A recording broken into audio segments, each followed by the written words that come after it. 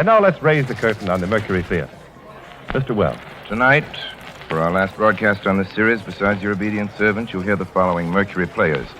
Miss Agnes Moorehead, Mr. Edgar Beria, Elliot Reed, Mr. Reen Tuttle. Of course, a lot of the shows were put out awfully fast, you know. One summer, I did the Sam Spade show and the Orson Welles show all at once. It seemed to me they were on at the same time, practically. So I said to Orson, I can't make this rehearsal. I can possibly make the show in about 3 minutes if I can get from NBC to CBS. But I said, I can't rehearse. And he said, well, come over and rehearse noontime then, during the lunch hour. So I would come over there, and of course he always loved to talk. And he would talk all through lunch, and I wouldn't get to rehearse with him because he always had a coterie of people around him, you know, and wanted to hear him talk. So I would just sit there, you know, with my script in my hand. Then I'd have to hand the script back because they'd say, oh, there'll be a lot of changes, so you better not take it with you. I love you more than words can we... You see, I always felt that we had to work with an all-physical person.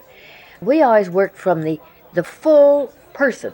At least I did, and I know that all of us tried to work that way because that's the only honest way to do it. You have to have a person who lives and breathes and walks and is alive, rather than just turning on a voice. Because you could conjure up, if you really had, through imagination, anything that you wanted to be. That's why I loved it, too. Because I could play opposite Jimmy Stewart, or Frederick March, or Cary Grant, or Gary Cooper, or Leslie Howard. And on the air, I could be the most glamorous, gorgeous, tall, black-haired female you've ever seen in your life. Whatever I wish to be, I could be with my voice. That was the thrilling part to me. Welcome to Breaking Walls, episode 105. My name is James Scully. Tonight on Breaking Walls, we pour shots and take dictation with the adventures of Sam Spade. Never know how much I love you. Never know how much I care. When you put your arms around me, I get a fever that's so hard to bear. You give me fever when you kiss me, fever when you hold me tight.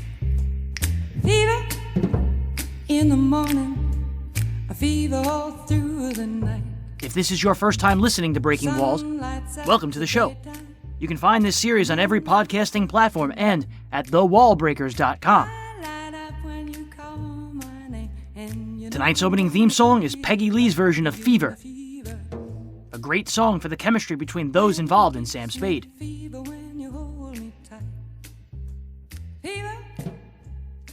Join the Breaking Walls Facebook group to keep in touch with news, snippets, photos, and other additions to the podcast at facebook.com/groups/thewallbreakers. And Burning Gotham, the new historical fiction audio drama set in 1835 New York City, is on its way. Go to burninggotham.com for new teasers and more information. You can also support these shows for as little as $1 per month at patreon.com/thewallbreakers. When he put his arms around her, he said, Julie, baby, you're my flame, now give us fever. When we kiss it, fever with thy flame in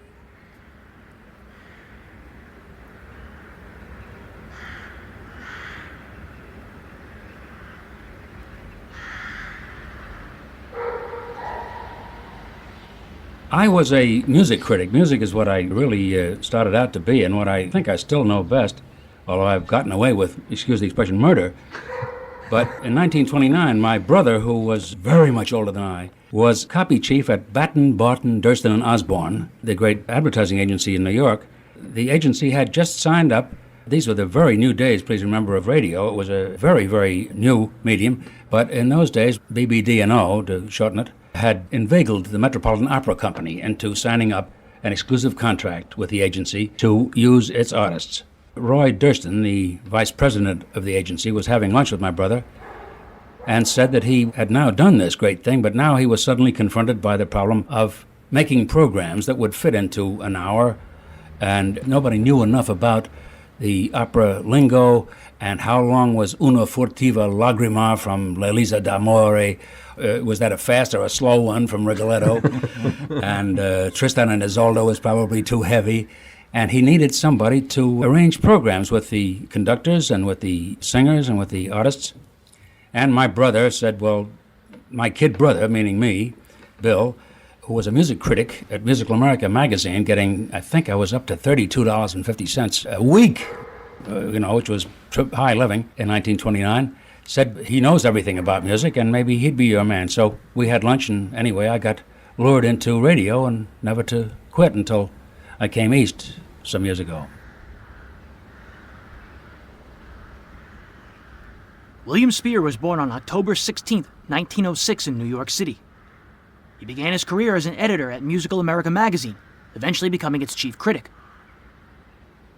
His radio career began in 1929 when he produced and directed the Atwater-Kent Hour, a Sunday Metropolitan Opera presentation. He soon became a valuable member of BBD&O's growing staff of radio writers and directors. In 1931, Spier was one of the people responsible for the creation of the March of Time. Did you have a feeling for drama? Did you have an interest in it even then? Yes, I did. I had always been, as Jimmy Durante says, a carnivorous reader, but hadn't had much chance to use this until later on, when they had a big meeting with Time magazine, who was one of the clients at BBD&O, and somebody said, what do you think Time magazine should put on the air if they were going to do a radio show? And I heard myself and somebody else echoing it. I think we both said it at the same time, I've forgotten who, said, dramatize the news. And so we invented a show called The March of Time, in which we simulated the voices of famous people. By 1940, Spier was working directly for CBS. That summer, the network broadcast a replacement series for the Lux Radio Theatre called Forecast. Forecast was a weekly pilot show. Listeners wrote to CBS to let the network know which episodes they liked best. The most popular pilots could become their own series. On July 22, 1940, CBS Hollywood broadcast an adaptation of The Lodger, about a London family that takes in a boarder they soon suspect to be Jack the Ripper. CBS called the episode Suspense. 2 summers later, on June 17, 1942, Suspense premiered as its own show with a famous mystery by John Dixon Carr called The Burning Court. The Columbia Network takes pleasure in bringing you Suspense.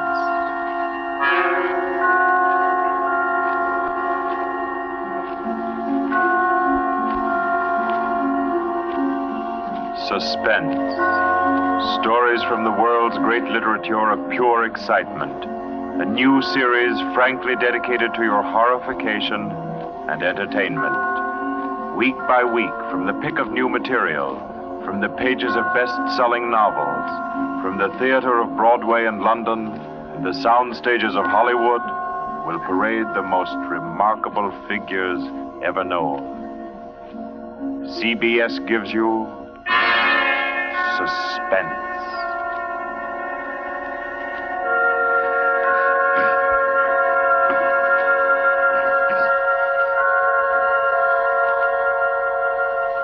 Tonight's presentation is one of the finest of the contemporary stories of mystery and terror.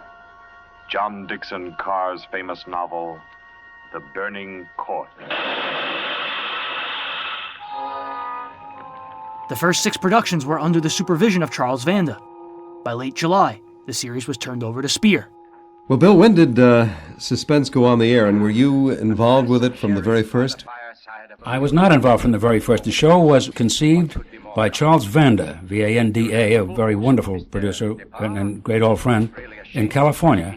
And it came about in 1940 as part of a series called Forecast, which CBS put on in the summer as a replacement for the Lux Radio Theatre, which used to play 46 weeks a year, but took an 8-week hiatus. And up until then, they had just filled the show with anything that the network could find, but we came up with the idea of using that 8 weeks as a testing ground, a pilot, it would be called today, a ground for new shows, one of which was Suspense, another was Duffy's Tavern. Several shows were sold and went on into getting well known in radio. Some others fell by the wayside.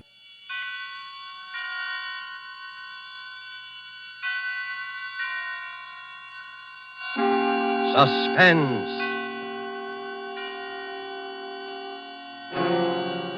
Presented by Roma Wines, made in California for enjoyment throughout the world. Salud. Your health, senor. The world toasts Roma, and Roma toasts the world. The wine for your table is Roma, made in California for enjoyment throughout the world. In January of 1943, production moved to The Hollywood. Man in Black, here for Roma Wines to introduce this weekly half hour of Suspense. Late in the year, Roma Wine signed on as sponsor. The first Roma show was The Black Curtain on December 2nd, 1943, with guest star Cary Grant playing opposite Lorene Tuttle. Stars Cary Grant, and which is produced and directed by Willam Spier. For the next 3 years, Suspense gained traction with Spier at the helm. Called The Black Curtain. I grew up in the tradition of Arthur Conan Doyle and H. Rider Haggard, if you will, and all of the romantic, how will it come out, can she get away by midnight people, rather than the clanking chains of the purely ghost story. Not that Suspense doesn't sometimes have an element of horror, or that horror doesn't have an element of suspense, but I did not specialize in the clanking chains. Suspense.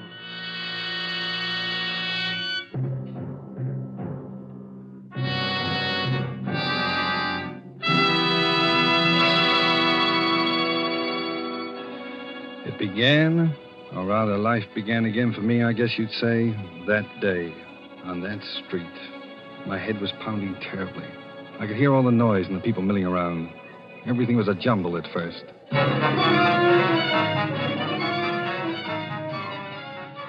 Hollywood's best loved working for him. In fact, it was Cary Grant who said, if I ever do any more radio work, I want to do it on Suspense, where I get a good chance to act, like in On a Country Road, opposite Kathy Lewis.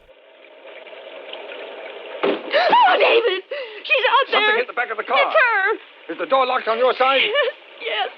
Well, what if she breaks the windows? She's got a cleaver.